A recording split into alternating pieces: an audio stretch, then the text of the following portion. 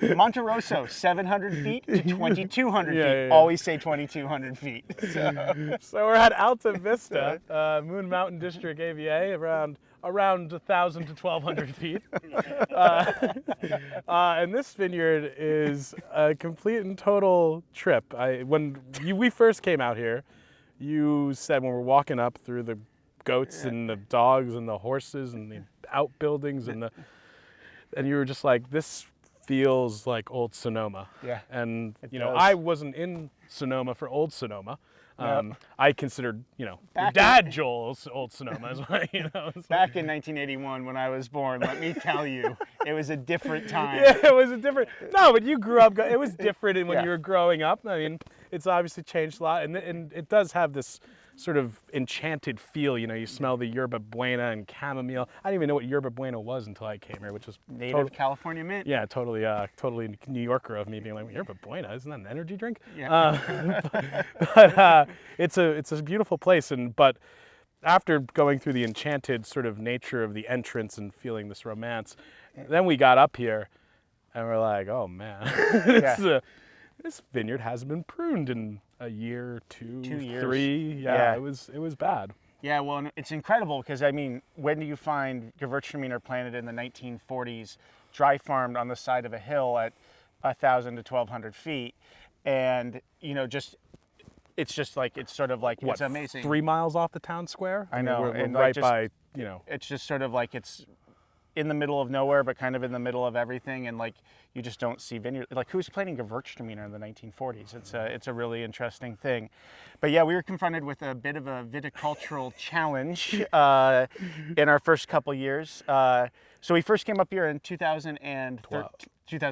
13, yeah, you're right. So spring of 13. And then we decided we had to figure out how to prune everything that hadn't been pruned. So basically it was like a cane with more canes growing off of it, with more canes growing off of it, and essentially no fruit. So basically the first year alone was just finding decent positions and cutting everything back. There's no hope of like even getting any crop the first year. It was just getting positions in place.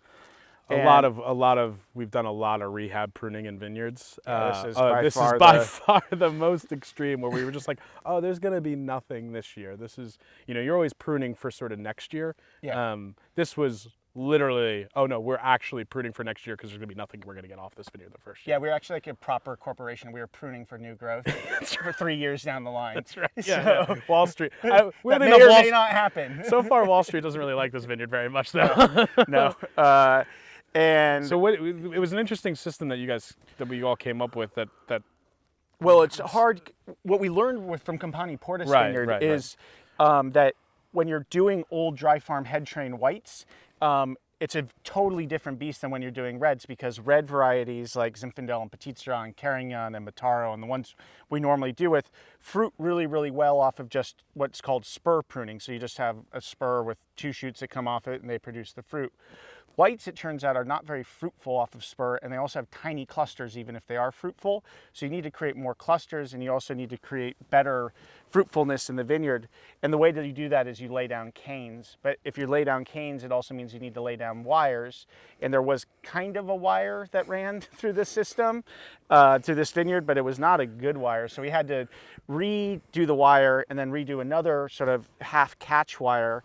So we could do that. And the other thing that's hard to capture about where we're standing now is that this entire vineyard is curved around this face of a hill, which makes it even more challenging when you're trying to string wire between vine to vine to vine. The avenues are, approximately the same width, within 12 feet of one another.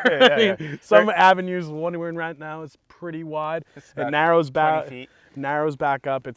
It's an artistic row interpreting how to do rows. It's the old-fashioned way. It used to be the way you got a tractor through. Exactly. And so it sort of naturally terraced itself. Yeah. And so, so I mean, it took a couple of years. And I mean, in 2014, we got our first fruit. So off of 2.5 acres, we made 42 cases of wine. I think our fruit costs that year were about $11,000 a ton. It was baller Gewürztraminer that year. Yeah. Really, very, very, yeah. It was good number crunching there. Yeah. 2015, yeah. The most expensive Gewürztraminer in California, I'm sure. It was. By a lot. 2015, we got up to like a whopping 70 cases. 2016, we were up to 86 cases. And now, you know, 5 years later, going to the 5th vintage after the original time we saw the vineyard, I think we're actually maybe going to get a crop. Dad says we're going to get a crop. So. You're going to get a crop. He would know fast.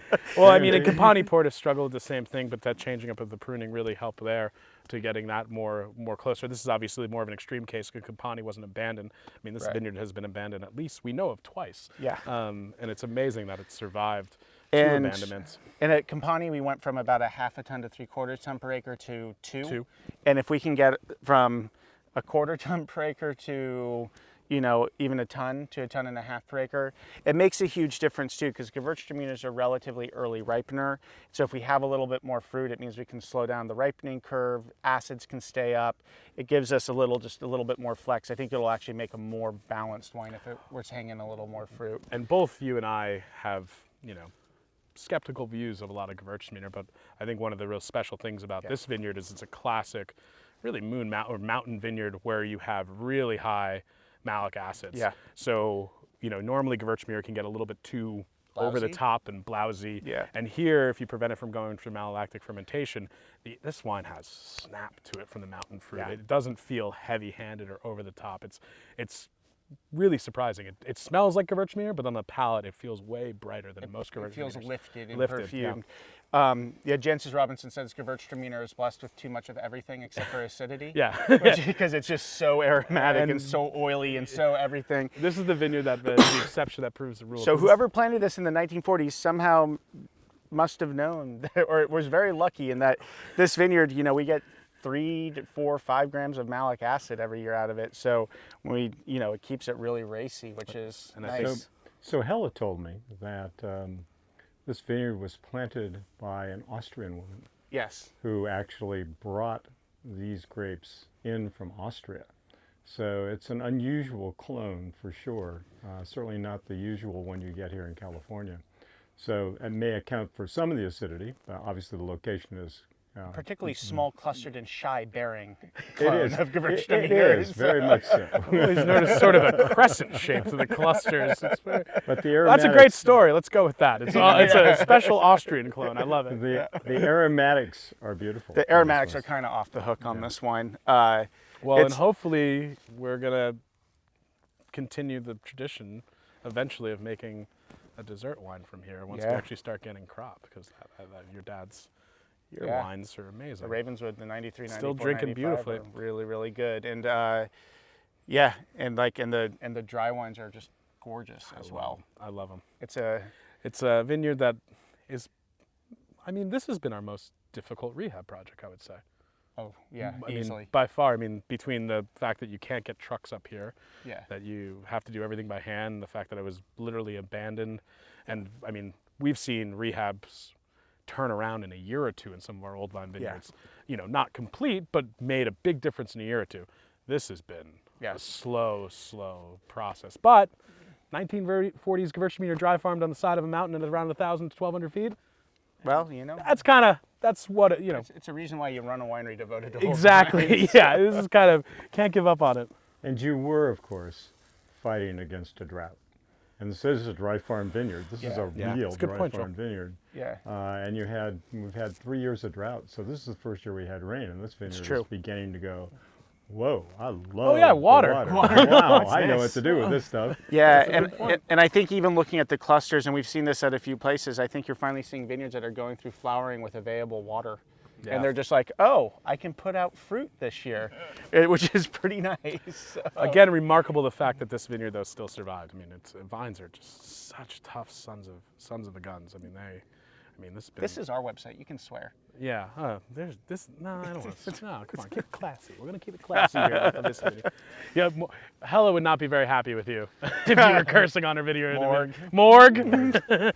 Morg, I don't like that language. Say Morg, I morg. don't like that language. Yeah, that's pretty. Is Gewürztraminer susceptible to Eutypa? Does this vineyard have a lot of that? Or It is a little susceptible, but it's not too bad. And that's another real beauty of cane pruning is that if we're always replacing with fresh wood, we can battle that Eutypa. There's definitely some spots where we found some dead spurs. But Eutypa being a wood fungus disease that basically kills off the vine. yeah, it's a fungus that gets inside of the wood. otherwise known as dead arm in Australia. Yep. Dead arm. And Eska is a different version of it in Europe. Yeah, as is Eska's also measles. It's all not good. It's all not good. But we don't have it here, so we don't really have it. But we've here. been able to keep it clean. I think what's really the thing of the disease pressure in this vineyard is really low. I think because it's a south-facing slope. There's good airflow, lots of UV sun exposure. So like that's really nice. If this were like Chardonnay in Russian River Valley that we had to spray like every 7 days, that the vineyard would have been gone long before we ever got to it. So. Oh, snake. Just kidding. Morgan's scared of Fuck snakes. you.